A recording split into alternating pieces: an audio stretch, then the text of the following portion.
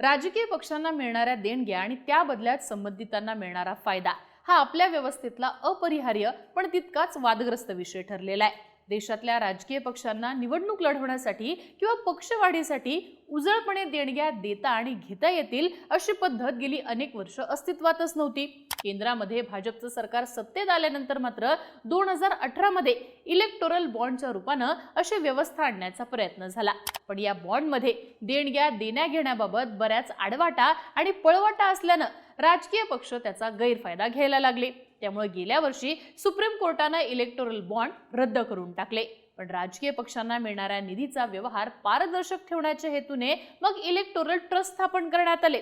देशात तयार करण्यात आलेल्या अशा 19 ट्रस्टपैकी 13 ट्रस्टनी गेल्या आर्थिक वर्षामध्ये कुठल्या पक्षाला किती पैसा दिला याची माहिती नुकतीच निवडणूक आयोगाला सादर करण्यात आली आहे। त्यानुसार एकूण 3811 कोटींच्या देणग्यांपैकी तब्बल 3112 कोटी एकट्या भाजपला मिळालेत असं समोर आलंय। राजकीय पक्षांना दिल्या जाणाऱ्या देणग्यांचा इलेक्टोरल बॉन्ड ते इलेक्टोरल ट्रस्ट हा प्रवास नेमका कसा झाला, इलेक्टोरल ट्रस्ट मार्फत कुठल्या पक्षांना किती निधी देण्यात आला आणि या देणग्यांवरनं भाजपवरती कोणते आरोप झाले, सगळ्या प्रश्नांची उत्तरं समजून घेऊयात आजच्या व्हिडिओतनं। नमस्कार, मी आरती आणि तुम्ही बघताय बोल व्हिडिओ। लोकसभेमध्ये 2017-18चा केंद्रीय अर्थसंकल्प सादर करताना तत्कालीन अर्थमंत्री अरुण जेटली बोलत होते। ते म्हणाले की स्वातंत्र्याच्या 70 वर्षांनंतर सुद्धा राजकीय पक्षांना निधी देण्याची पारदर्शक पद्धत देश विकसित करू शकलेला नाहीये। मुक्त आणि निष्पक्ष निवडणुकांच्या व्यवस्थेसाठी अशी पद्धत महत्त्वाची आहे। आणि मग त्यांनी इलेक्टोरल बॉन्ड अर्थात निवडणूक रोख्यांची योजना मांडली।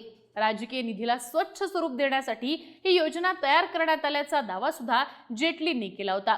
त्यानंतर 31 मार्च 2017ला वित्त कायद्याने लोकप्रतिनिधी कायदा, भारतीय रिझर्व्ह बँक कायदा, आयकर कायदा आणि कंपनी कायद्यामध्ये सुधारणा करण्यात आल्या। त्यानुसार राजकीय पक्षांना इलेक्टोरल बॉन्डद्वारे मिळालेल्या देणग्यांची तपशीलवार नोंद ठेवण्यापासून सूट देण्यात आली। तसंच कोणत्याही शेड्यूल्ड बँकेला इलेक्टोरल बॉन्ड हे जारी करण्यासाठी मान्यता देण्याची परवानगी केंद्र सरकारला मिळाली। राजकीय पक्षांना देणग्यांच्या अहवालामध्ये इलेक्टोरल बॉन्डमधून मिळालेल्या देणग्यांची माहिती ही प्रसिद्ध करण्यापासून सूट देण्यात आली।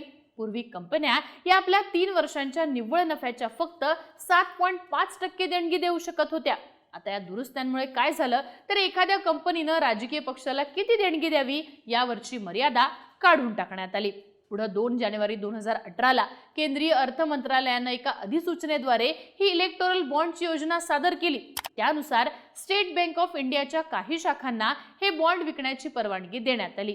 दरवर्षी जानेवारी, एप्रिल, जुलै आणि ऑक्टोबरमध्ये 10 दिवसांसाठी हे बॉन्ड विकले जातील। तसंच खरेदीदारांची ओळख ही SBI वगळता सर्वांसाठी गुप्त ठेवली जाईल हे स्पष्ट करण्यात आलं। याशिवाय योजना लागू झाली त्या आधीच्या लोकसभा किंवा विधानसभेच्या निवडणुकीत 1% जास्त मतं मिळालेले राजकीय पक्ष या बॉन्डद्वारे देणग्या स्वीकारण्यास पात्र ठरवण्यात आले। सरकारने पारदर्शकतेचा दावा करत आणलेली ही इलेक्टोरल बॉन्डची योजना पुढे मात्र वादात सापडली। या इलेक्टोरल बॉन्डमध्ये सगळ्यात मोठी पळवाट हीच होती की देणगीचा हा व्यवहार कोणामध्ये झाला, कोणी कोणाला किती रक्कम दिली याचा तपशील समोर येत नव्हता। त्यामुळे राजकीय पक्षांना बॉन्डमुळे गोपनीयतेचा लाभ हा मिळत होता। खरं सांगायचं तर आडमार्गाने किंवा छुप्या पद्धतीने मिळणाऱ्या देणग्यांना एक उजळ पर्याय म्हणून हे इलेक्टोरल बॉन्ड आणण्यात आलेले। पण राजकीय पक्षांना आणि विशेषतः सत्ताधारी पक्षांना केवळ देणगी म्हणून नव्हे तर त्यांचा फेवर मिळावा म्हणून हे बॉन्ड्स विकत घेण्याचे प्रकार वाढायला लागले। म्हणजे ज्या कंपन्या राजकीय पक्षांना या माध्यमातून देणग्या देत होत्या त्या कोणत्या ना कोणत्या मार्गाने त्या बदल्यात संबंधित पक्षाकडनं लाभ मिळवत होत्या। अर्थातच त्याचा सगळ्यात जास्त लाभ केंद्रात आणि त्या राज्यात सत्तेवर असलेल्या पक्षांना व्हायला लागला। देणगीच्या बदल्यात लाभ असं त्याला स्वरूप येत गेलं। काही प्रकरणांमध्ये ही गोष्ट उघडही झाली।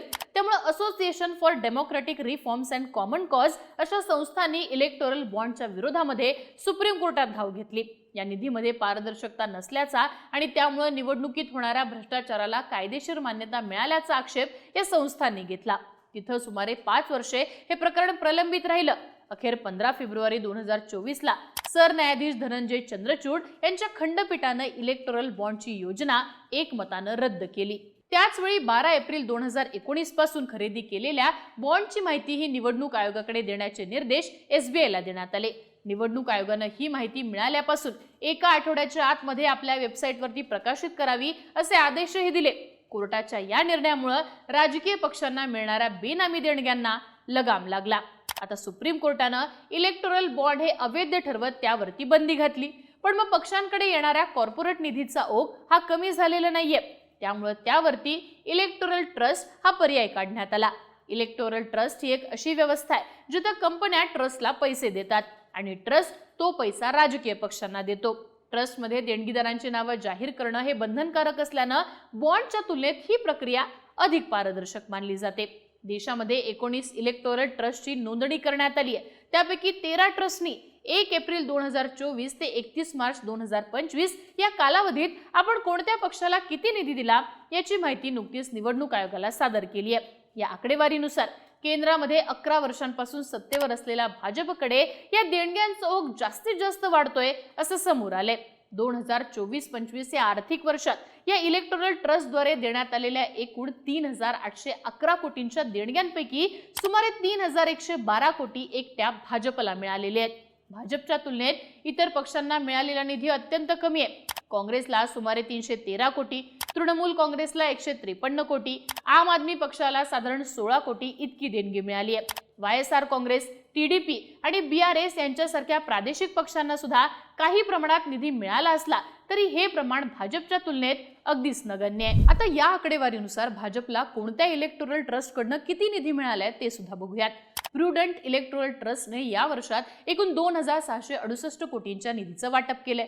त्यापैकी सुमारे 2180 कोटी रुपये म्हणजे तब्बल 82% रक्कम भाजपला दिली आहे। या ट्रस्टला Jindal steel and power, L&T, Megha engineering and infrastructure limited, Bharti Airtel, Aurobindo pharma, Torrent pharmaceuticals, DLF अशा बड्या कंपन्यांकडनं देणगी मिळाली। त्यातला मोठा हिस्सा ट्रस्टकडनं भाजपला देण्यात आलाय। देशातील सगळ्यात मोठ्या कॉर्पोरेट घराण्यांपैकी एक असलेल्या टाटा ग्रुपने सुद्धा मोठ्या प्रमाणात राजकीय देणग्या दिलेल्या आहेत। या ग्रुपने प्रामुख्याने प्रोग्रेसिव्ह इलेक्टोरल ट्रस्टद्वारे या देणग्या दिलेल्या आहेत। टाटा ग्रुपमधल्या कंपन्यांनी या ट्रस्टला एकूण 915 कोटी रुपये दिलेत। यापैकी सुमारे 758 कोटी रुपये एकट्या भाजपला मिळाल्याचं आकडेवारीवरून स्पष्ट झालंय। त्याशिवाय AB जनरल इलेक्टोरल ट्रस्ट कडनं 606 कोटी तर न्यू डेमोक्रेटिक इलेक्टोरल ट्रस्ट मार्फत 150 कोटी रुपये भाजपला देण्यात आलेत। या ट्रस्टच्या माध्यमातून सीरम इन्स्टिट्यूटने 100 कोटी, रुंगटा ग्रुपने 95 कोटी, बजाज ग्रुपने 74 कोटी, ITC ग्रुपने 72.5, हिरो एंटरप्राइजेसने 70 कोटी तर वेदांता ग्रुपने 60 कोटी रुपये भाजपला देणगी स्वरूपात दिलेले आहे। भाजपला मिळणाऱ्या निधीचा आलेख गेल्या 7 वर्षात झपाट्याने वाढलाय। 17-18 मध्ये इलेक्टोरल बॉन्ड सुरू झाल्यापासून भाजपला एकूण 6088 कोटी रुपयांपेक्षा अधिक निधी केवळ बॉन्डद्वारे मिळाला। दरवर्षी भाजपला मिळणाऱ्या एकूण देणग्यांमध्ये 50 ते 70% पर्यंत वाढ झाल्याचं दिसतं। 24-25 पर्यंत भाजपच्या एकूण निधीची शिल्लक 7113 कोटी रुपयांच्या पुढे गेलेली आहे। हा आकडा काँग्रेसच्या 557 कोटींच्या तुलनेत जवळपास 12 पटीनं जास्त आहे। आधी इलेक्टोरल बॉन्ड आणि आता इलेक्टोरल ट्रस्टच्या माध्यमातून केंद्रात तसंच बहुतांश राज्यात सत्तेत असलेल्या भाजपला मोठ्या प्रमाणात निधी मिळालाय हे आकडेवारीवरून स्पष्ट झालेलंच आहे। पण या देणग्यांच्या निमित्तानं भाजपवरती अनेक आरोपही झालेले आहेत। त्यातला मुख्य आरोप म्हणजे क्विड प्रो को अर्थात उस हाथ से दो इस हाथ से लो। ज्या कंपन्यांनी भाजपला भरघोस देणग्या दिल्या त्यांनाच देशातली मोठी कंत्राटं किंवा अनेक प्रकारच्या सवलती मिळाल्याचा आरोप करण्यात आला। उदाहरणार्थ टाटा ग्रुपच्या सेमीकंडक्टर युनिटला मंजुरी मिळाल्यानंतर काही काळातच भाजपला मोठी देणगी देण्यात आली। अशीच उदाहरणं जिंदल स्टील, L&T अशा अन्य कंपन्यांच्या बाबतीत सुद्धा समोर आलेली आहेत। भाजपवर झालेला दुसरा आरोप म्हणजे केंद्र सरकारच्या तपास यंत्रणांचा धाक दाखवून देणग्या देण्यात आल्या। काही कंपन्यांवर ED किंवा CBIचे छापे पडल्यानंतर त्यांनी इलेक्टोरल बॉन्ड खरेदी केल्याचं उघड झालंय। त्याचा उल्लेख इलेक्टोरल बॉन्ड घोटाळा असा केला गेला। परिणामी सुप्रीम कोर्टाने हे बॉन्ड्स रद्द केले। इलेक्टोरल बॉन्ड निनावी होते, त्यामुळे हा काळा पैसा पांढरा करण्याचा मार्ग असल्याचा आरोप सुद्धा करण्यात आला होता। सत्ताधारी पक्षाला मिळणाऱ्या अफाट निधीमुळे निवडणुकांमध्ये सगळ्या पक्षांना समान संधी मिळत नाही असाही आक्षेप घेण्यात आला। एकूणच काय तर इलेक्टोरल बॉन्ड बंद झाले असले तरी आता इलेक्टोरल ट्रस्टच्या माध्यमातून कॉर्पोरेट कंपन्या अजूनही सत्ताधारी भाजपला मोठ्या प्रमाणात देणग्या देत आहेत हे स्पष्ट झालंय। इलेक्टोरल ट्रस्ट हे राजकीय पारदर्शकतेच्या दिशेने महत्त्वाचं पाऊल मानलं जात असलं तरी पैशांचं या प्रकारे होणारं केंद्रीकरण लोकशाहीचा समतोल बिघडवू शकतं अशी भीती सुद्धा व्यक्त केली जाते। या सगळ्याविषयी तुम्हाला काय वाटतं? इलेक्टोरल ट्रस्ट कडनं मिळणाऱ्या देणग्यांमुळे राजकारण आणि सरकारी व्यवस्थेतील भ्रष्टाचार खरंच कमी होतोय का? आणि भाजपला सर्वाधिक देणग्या मिळण्याचं कारण काय असावं? याबद्दलची तुमची मतं आणि प्रतिक्रिया आम्हाला कमेंट करून कळवा आणि अशाच माहितीपूर्ण व्हिडिओसाठी बोलबिळूला सबस्क्राईब करा।